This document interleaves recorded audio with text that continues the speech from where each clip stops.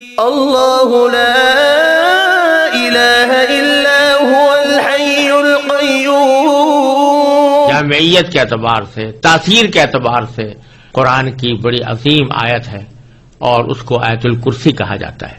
اور اس میں یہ بات بھی صراحت کے ساتھ کہہ دی گئی ہے کہ اللہ تعالیٰ کی بارگاہ میں کسی کی سفارش نہیں چلتی سوائے اس کے کہ اللہ تعالیٰ خود ہی کسی کو اجازت دے دے یا حکم دے کہ تم سفارش کرو، تو بے شک پھر اس کی سفارش اللہ تعالیٰ قبول فرما لیتے ہیں۔ لیکن جو اللہ تعالیٰ کی مرضی کے بغیر خود اپنی خواہش اور اپنی مرضی کے مطابق کوئی آدمی جا کر سفارش کرنے لگے تو اللہ تعالیٰ کے ہاں اس سفارش کا کوئی مقام نہیں، اور نہ اللہ تعالیٰ کے ہاں وہ چل سکتی ہے، نہ ایسا کوئی شخص سفارش کر سکتا ہے اللہ تعالیٰ کے اذن کے بغیر۔ تو اس بیان کے لیے اللہ تبارک و تعالیٰ نے آگے اللہ آیت الکرسی نازل فرمائی ہے، اور بعض احادیث کے اندر آیا ہے کہ یہ قرآن کریم کی عظیم ترین آیت ہے۔ اللہ تبارک و تعالیٰ نے قرآن عظیم سب سے زیادہ عظمت والی آیت یہ نازل فرمائی ہے۔ اور حضرت ابو ہریرہ رضی اللہ تعالیٰ عنہ کی ایک روایت میں رسول کریم صلی اللہ علیہ وسلم کا یہ ارشاد منقول ہے کہ سورہ بقرہ میں ایک آیت ہے جو سیدۃ آیات القرآن ہے، یعنی قرآن کریم کی آیات کی سردار ہے، اور اس میں یہ بھی مذکور ہے کہ جس گھر میں وہ پڑھی جائے شیطان اس سے نکل جاتا ہے۔ اور سنن نسائی کی ایک روایت میں ہے کہ رسول اللہ صلی اللہ علیہ وسلم نے ارشاد فرمایا کہ جو شخص ہر نماز فرض کے بعد آیت الکرسی پڑھا کرے تو اس کو جنت میں داخل ہونے کے لیے موت کے سوا کوئی چیز مانے نہیں ہوگی، یعنی موت کے بعد فوراً وہ جنت کے آثار اور راحت و آرام کا مشاہدہ کرنے اعوذ باللہ من الشیطان الرجیم، بسم اللہ الرحمن الرحیم۔ اللہ لا الہ الا هو الحی القیوم، لا تأخذه سنة ولا نوم، له ما في السماوات وما في الأرض، من ذا الذي يشفع عنده إلا بإذنه، يعلم ما بين أيديهم وما خلفهم، ولا يحيطون بشيء من علمه إلا بما شاء، وسع كرسيه السماوات والأرض، ولا يؤوده حفظهما وهو العلي العظيم۔ تو اس آیت کریمہ میں پہلے اللہ تبارک و تعالیٰ نے فرمایا کہ اللہ لا الہ الا ہو، اللہ وہ ہے جس کے سوا کوئی معبود نہیں۔ یہ ہے توحید کا وہ کلمہ جو عقیدہ توحید کی بنیاد ہے کہ اللہ تعالیٰ کے سوا کوئی معبود نہیں، کوئی عبادت کے لائق نہیں۔ پھر کچھ صفتیں اللہ تعالیٰ نے اپنی ذکر فرمائی ہے۔ تو پہلی صفت ذکر فرمائی کہ الحی، وہ زندہ ہے، اور مراد یہ کہ سدا زندہ ہے، یعنی اور جتنی لوگوں کو، انسانوں کو، جانوروں کو، جنات کو، ملائکہ کو، جس کو بھی کوئی زندگی حاصل ہے، وہ زندگی ہمیشہ کے لیے نہیں ہے، ایک نہ ایک وقت اس کو موت آنی ہے۔ اور کوئی مخلوق ایسی نہیں ہے جس کو کسی نہ کسی وقت موت نہ آنی ہو، لیکن اللہ تبارک و تعالیٰ کی ذات ایسی ہے جو ازل سے ہمیشہ سے زندہ ہے اور ہمیشہ زندہ رہے گی۔ تو حی کی صفت یعنی زندگی کی صفت سب سے زیادہ واضح اور صحیح معنی میں زندگی کا مظہر وہ اللہ تبارک و تعالیٰ کی ذات اقدس ہے، اور اس کے سوا کوئی بھی حقیقت میں سدا زندہ کہلانے کے لائق نہیں۔ دوسری صفت جو ذکر فرمائی وہ القیوم۔ القیوم کا ترجمہ ہم نے کیا کہ جو کائنات کو سنبھالے ہوئے ہے، اور اصل میں یہ لفظ جو ہے یہ نکلا ہے قیام سے، اور قائم کہتے ہیں کھڑے ہونے والے کو، اور قیوم اور قیام اسی کے مبالغے کا صیغہ ہے، اور ان کے معنی ہے جو خود بھی قائم رہے اور خود قائم رہ کر دوسروں کو قائم رکھے اور دوسروں کو سنبھالے رکھے۔ تو جب اللہ تبارک و تعالیٰ کے لیے لفظ قیوم استعمال کیا جاتا ہے تو یہ اس کے معنی یہ ہے کہ یہ اللہ تعالیٰ کی وہ خاص صفت ہے جس میں کوئی مخلوق شریک نہیں ہو سکتی، کیونکہ جو چیزیں خود اپنے وجود اور بقا میں کسی دوسرے کی محتاج ہوں وہ کسی دوسری چیز کو کیا سنبھال سکتی ہیں؟ لہذا کائنات کو سنبھالنے والا کی ذات تو صرف اللہ تبارک و تعالیٰ کی ہے، اور کوئی دنیا میں یا کائنات میں کوئی اور مخلوق، کوئی اور چیز ایسی نہیں ہو سکتی جو دوسری کائنات کی چیزوں کو سنبھالے۔ وہ تو خود اپنے آپ کو سنبھالنے کے لیے محتاج ہے، اللہ تعالیٰ کے حکم کی محتاج ہے، لہذا کوئی دوسری ذات قیوم نہیں ہو سکتی۔ اور یہی وجہ ہے کہ چونکہ یہ اللہ تبارک و تعالیٰ کی مخصوص صفت ہے جو کسی اور کے لیے استعمال نہیں ہو سکتی، اس لیے کسی انسان کو قیوم کہنا جائز نہیں۔ یہ جو ہمارے ہاں رواج چل پڑا ہے کہ جن لوگوں کا نام عبد القیوم ہوتا ہے ان کو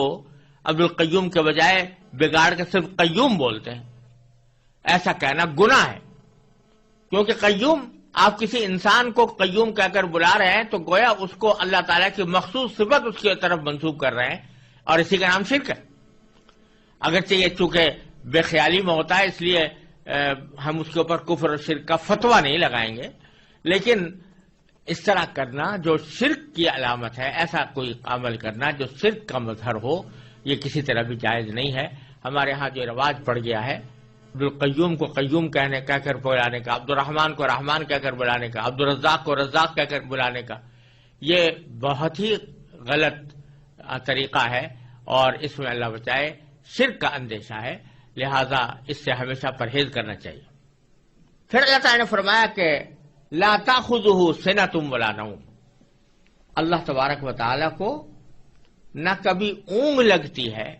اور نہ نیند، یعنی کہا یہ جا رہا ہے کہ زندہ تو ہے لیکن تم اپنی طرح کی زندگی پر قیاس نہ کرنا کہ جیسی تمہاری زندگی ہے، کہ اس زندگی میں تم محتاج ہو اس بات کے کہ کبھی نہ کبھی تمہارے اوپر موت جیسی نیند طاری ہو، اگر وہ نیند نہ آئے تو تم پریشان ہو جاتے ہو اور تم تھک جاتے ہو، لیکن اللہ تبارک و تعالی ان تمام چیزوں سے بے نیاز ہے، نہ اس کو اونگ لگتی ہے۔ سنہ کہتے ہیں ابتدائی نیند کا جو ابتدائی حصہ ہوتا ہے جس کو اردو میں اونگ سے تعبیر کر سکتے ہیں، اس کو سنہ کہا جاتا ہے، اور نوم باقاعدہ پوری نیند کو کہتے ہیں۔ تو اللہ تعالیٰ کو نہ اونگ لگتی ہے اور نہ نیند۔ پھر فرمایا کہ لہو ما فی السماوات و ما فی الارض، اسی کے لیے ہے جو کچھ ہے آسمانوں میں اور جو کچھ ہے زمین میں، یعنی زمین و آسمان کے درمیان جتنی چیزیں ہیں، زمین و آسمان کے اندر جتنی چیزیں ہیں، وہ ساری کی ساری اللہ تعالیٰ کی ملکیت ہیں، کوئی اور ان کی ملکیت میں اللہ تعالیٰ کا شریک نہیں، وہ خود مختار ہے، اس کے قبضہ قدرت میں سب کچھ ہے۔ جب یہ بات ہے تو اشارہ اس طرف ہے کہ جس شخص کی یا جس ذات کی قدرت میں اور اس کے احاطہ علم میں ساری کائنات ہو اور وہ جو چاہے کرنے پر قادر ہو، ساری کائنات کی چیزیں اس کی ملکیت ہوں، اس کو اپنا کاروبار خدائی چلانے کے لیے کسی شریک کی حاجت کیوں ہو؟ شریک کی حاجت تو اس کو ہوتی ہے کہ جو کسی نہ کسی جگہ حاجت مند ہوتا ہے، تو اپنی حاجت پوری کرنے کے لیے وہ کسی کی مدد چاہتا ہے۔ اللہ تبارک و تعالیٰ کو اس کی کوئی ضرورت نہیں، ساری کائنات اس کی ملکیت ہے۔ پھر فرمایا کہ من ذا الذی یشفع عندہ الا باذنہ، کون ہے جو اس کی اجازت کے بغیر اس کے حضور کسی کی سفارش کر سکے؟ یعنی جو عقیدہ تھا کافروں کا کہ یہ بت اور دیوتا یہ ہماری سفارش کریں گے اللہ تبارک و تعالیٰ کی بارگاہ میں، اس کی تردید ہو رہی ہے کہ اللہ تعالیٰ کے ہاں کوئی سفارش نہیں کر سکتا جب تک کہ اللہ ہی کی طرف سے اجازت نہ ہو۔ اللہ تبارک و تعالیٰ کی اجازت. یہ جو تمہارے دل میں تصور ہے کہ یہ دیوتا جو ہیں یہ خود اپنی مرضی سے اللہ تعالیٰ کے یہاں سفارش کر دیں گے اور اللہ تعالیٰ ان کی ناز برداری کرتے ہوئے ان کی سفارش قبول کر لیں گے، یہ خیال غلط ہے. اللہ تعالیٰ کے یہاں کوئی سفارش اللہ تعالیٰ کی اجازت کے بغیر نہیں کر سکتا. ہاں، جن کو اللہ تعالیٰ خود ہی حکم دے دے، اجازت دے دے، جیسے پیغمبروں کو بعض مرتبہ اجازت دی جائے گی اور نبی کریم سرورت عالم صلی اللہ علیہ وسلم کو شفاعت کا منصب عطا فرمایا جائے گا. تو یہ در حقیقت اللہ تبارک و تعالیٰ ہی کی طرف سے ایک انداز کرم ہے اپنے بندوں کے اوپر، کہ اس انداز کرم کے تحت اللہ تبارک و تعالیٰ نے کسی کو بندوں کی سفارش کی اجازت عطا فرما دی، اس کے تحت وہ سفارش کرتے ہیں. ایسا نہیں ہے کہ اللہ تبارک و تعالیٰ کو تو پتہ نہیں تھا کہ یہ شخص آیا قابل معافی ہے یا نہیں ہے، یہ جنت کے لائق ہے یا نہیں ہے، اور پیغمبر کے کہنے سے اللہ تبارک و تعالیٰ نے اس کو جنت میں داخل کر دیا اور اس کی مغفرت کر دی. بلکہ اللہ تعالیٰ کے علم ازلی میں ہے ہر شخص کے بارے میں کہ کون شخص جنتی ہے، کون شخص اللہ تبارک و تعالیٰ کے یہاں مقبول اور مقرب ہے، اور کس کی مغفرت کرنی ہے اللہ تعالیٰ خوب جانتے ہیں. لیکن ایک انداز کرم ہے کہ براہ راست وہ مغفرت اور رحمت کا معاملہ کرنے کے بجائے اس کو نبی کریم سرورت عالم صلی اللہ علیہ وسلم کی یا کسی اور پیغمبر کی شفاعت پر موقوف کر دیا کہ یہ سفارش کریں گے تو ہم یہ کرم فرما دیں گے. تو سفارش کرنے والے کا بھی اعزاز ہے، اس میں سفارش کرنے والے کا بھی اکرام ہے، اور ساتھ ہی جس شخص کے ساتھ معاملہ ہو رہا ہے اس کو نبی کریم سرورت عالم صلی اللہ علیہ وسلم اور دوسرے پیغمبروں کے ساتھ محبت اور الفت اور تعلق خاطر کا بھی پیدا کرنے کا ایک ذریعہ ہے. لیکن یہ وہ شفاعت نہیں ہے جو دیوتاؤں کی سفارش کا عقیدہ جاہلیت کے اندر تھا کہ یہ لوگ اللہ کی مرضی کے برالرغم بھی سفارش کر دیں گے اور وہ سفارش اللہ کے ہاں مقبول ہوگی. تو فرماتے ہیں کہ کون ہے جو اللہ تعالیٰ کے ہاں حضور سفارش کر سکے مگر اس کی اجازت سے. یعلم ما بین ایدیہم وما خلفہم، اللہ تعالیٰ جانتا ہے بندوں کے تمام آگے پیچھے کے حالات، بندوں کے تمام آگے پیچھے کے حالات جانتا ہے. یہ بات اس سیاق میں اسی معنی میں بظاہر کہی جا رہی ہے کہ سفارش عموماً اس موقع پر ہوتی ہے دنیا میں کہ مثلا ایک صاحب اقتدار ہے، اس کو کسی کے حالات کا علم نہیں ہے، پتہ نہیں ہے کہ یہ آدمی نیک ہے یا اچھا ہے یا اس کی مدد کرنی چاہیے یا اس کو کوئی اچھا منصب دینا چاہیے، کوئی عہدہ دینا چاہیے، اس کو تو پتہ نہیں ہے. اب اس کا کوئی مقرب شخص آ کر اس کے پاس کہتا ہے کہ میں فلاں بندے کی سفارش کرتا ہوں کیونکہ یہ میری نظر میں اچھا آدمی ہے اور اس میں عہدے کی صلاحیت رکھتا ہے. تو وہ اس کے کہنے کی بنیاد پر جانتا ہے، علم اس کو اس سے حاصل ہوتا ہے، خود اس کا علم کچھ نہیں ہوتا. لیکن تو سفارش کی ضرورت ایسے موقع پر پیش آتی ہے. اس کو تو دھیان تھا نہیں اصل آدمی کو، لیکن کسی نے سفارش کے ذریعے اس کو متوجہ کر دیا، سفارش کے ذریعے اس کو علم دے دیا کہ یہ آدمی مستحق ہے. لیکن اللہ جل جلالہ چونکہ یعلم ما بین ایدیہم وما خلفہم، انسانوں کے تمام آگے پیچھے کے حالات کو خوب جانتا ہے، اس واسطے اس کو کسی کی سفارش کی حاجت ہی نہیں ہے کہ اس کو فیصلہ کرنے کے لیے کسی آدمی کی سفارش کی ضرورت ہو کہ وہ بتائے کہ فلاں آدمی مستحق ہے فلاں غیر مستحق ہے. تو ایک طرف تو اللہ تبارک و تعالیٰ کا علم یہ ہے کہ ما بین ایدیہم وما خلفہم، اللہ تعالیٰ ان کے آگے پیچھے کے حالات کو خوب جانتا ہے. ولا یحیطون بشیء من علمہ الا بما شاء، اور لوگ اس کے علم کی کوئی بات اپنے علم کے دائرے میں نہیں لا سکتے سوائے اس بات کے جسے وہ خود چاہے. یعنی ایک طرف اللہ تعالیٰ تو تمام مخلوقات کی ہر بات سے واقف ہے، لیکن کوئی مخلوق یا کوئی انسان یا جن اس بات کا دعویٰ نہیں کر سکتے کہ وہ اللہ تبارک و تعالیٰ کا جو علم ہے اس سے واقف ہے، بلکہ اللہ تعالیٰ کے علم کا کوئی احاطہ نہیں کر سکتا. ہاں البتہ جتنا علم اللہ تعالیٰ کسی کو دینا چاہتا ہے اتنا وہ عطا فرما دیتا ہے. تو اس سے ایک طرف اس بات کی نفی ہوئی کہ کوئی بھی مخلوق عبادت کے لائق نہیں ہے، ایک تو اس بات کی نفی ہوئی. دوسرے اس بات کی نفی ہوئی کہ بعض لوگ انسانوں کی طرف ایسے علم کی نسبت کر دیتے ہیں جو اللہ تعالیٰ کی خاص صفت ہے.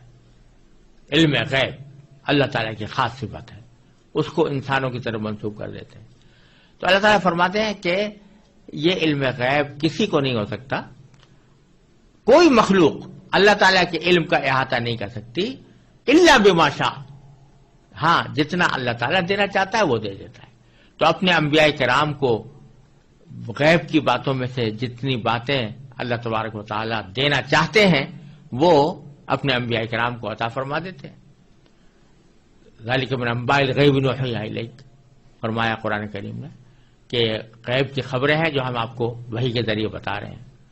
تو اللہ تبارک و تعالیٰ یہ غیب کی خبریں اپنے انبیاء کو عطا فرماتے ہیں جتنی چاہتے ہیں. اور حضور نبی کریم صلی اللہ علیہ وسلم کو ایسی بے شمار خبریں اللہ تعالیٰ نے عطا فرمائی، اور اللہ تعالیٰ نے اپنے فضل و کرم سے اتنا علم چاہا وہ نبی کریم صلی اللہ علیہ وسلم کو عطا فرمایا. لیکن یہ بات واضح ہے کہ وہ اللہ تعالیٰ کے علم کے مقابلے میں کسی بھی مخلوق کا علم کوئی نسبت نہیں رکھتا. اور دوسرا یہ کہ اللہ تعالیٰ ہی جس کو چاہتا ہے جتنا چاہتا ہے علم عطا فرماتا ہے. کوئی شخص یا کوئی ذات یا کوئی مخلوق اپنے طور پر کوئی علم حاصل نہیں کر سکتی. پھر فرمایا وسع کرسیہ السماوات والارض، اللہ تعالیٰ کی کرسی آسمانوں اور زمین کو کی وسعت رکھتی ہے، یعنی سارے آسمان اور سارے زمین کو اس نے گھیرا ہوا ہے. یہ کرسی کیا چیز ہے، اس کی حقیقت تو اللہ تبارک و تعالیٰ ہی بہتر جانتے ہیں. یہاں تو اتنی بات فرمائی ہے کہ سارے آسمان اور زمین کو اس نے گھیرا ہوا ہے. اور چونکہ اللہ تبارک و تعالیٰ اٹھنے بیٹھنے کی جو صفات ہوتی ہیں مخلوق کی اس سے بے نیاز ہیں، اور نہ کسی جگہ کے محتاج ہیں، نہ کسی بیٹھنے کے آلے کے محتاج ہیں. لہذا اس کرسی کے وہ معنی تو ہو نہیں سکتے جو دنیا کے اندر معنی ہوتے ہیں کہ آدمی اس کے اوپر بیٹھتا ہے. تو اس کا حقیقی کیفیت کیا ہے اس کرسی کی اور اس کی کنہ کیا ہے، اس کا ادراک در حقیقت انسانی عقل سے بالا تر ہے. اس لیے ہم اس کے بارے میں کوئی تفصیل نہ جان سکتے ہیں نہ بیان کرتے ہیں. البتہ مستند روایات حدیث سے اتنا معلوم ہوتا ہے کہ عرش اور کرسی دونوں بہت عظیم الشان جسم ہیں جو تمام آسمان اور زمین سے بدرجہ بڑے ہیں. اب ان کی کیفیت کیا ہے اور کیا ان کی شکل اور حیات کیا ہے، یہ جاننے کا ہمارے پاس کوئی راستہ نہیں. بعض حضرات نے یہاں کرسی سے مراد باری تعالیٰ کا اقتدار بھی لیا ہے، اور مراد یہ ہے کہ اس کا اقتدار تمام آسمان اور زمین کو محیط ہے، اس کو اپنی وسعت میں لیے ہوئے ہے. تو یہ معنی بھی کچھ بعید نہیں ہے، لیکن روایات سے معلوم ہوتا ہے کہ کرسی بتاتے خود ایک جسم ہے. جس طرح عرش ایک جسم ہے اسی طرح کرسی بھی ایک جسم ہے، اور اس کی کیفیت اللہ تعالیٰ ہی بہتر جانتے ہیں. وَلَا يَؤُودُهُ حِفْظُهُمَا، اور فرمایا کہ ان دونوں کی نگہبانی سے اسے ذرا بھی بوجھ نہیں ہوتا. لا یعودہ، عاد یعود عودن کے معنی ہے کسی کو بوجھل بنا دینا. تو حفظہما یعنی ان دونوں چیزوں کی نگرانی، نگہبانی، آسمان اور زمین کی نگہبانی، وہ اللہ تعالیٰ کو ذرہ برابر بھی بوجھل نہیں بناتی. یعنی اس کی حفاظت اور نگرانی سے اللہ تعالیٰ کو کوئی تھکاوٹ نہیں ہوتی، کوئی تعب نہیں ہوتا. وَهُوَ الْعَلِيُّ الْعَظِيمُ، اور وہی ذات اللہ تعالیٰ کی ذات بڑی عالی مقام ہے. علی کے معنی عالی مقام، اور عظیم کے معنی صاحب عظمت.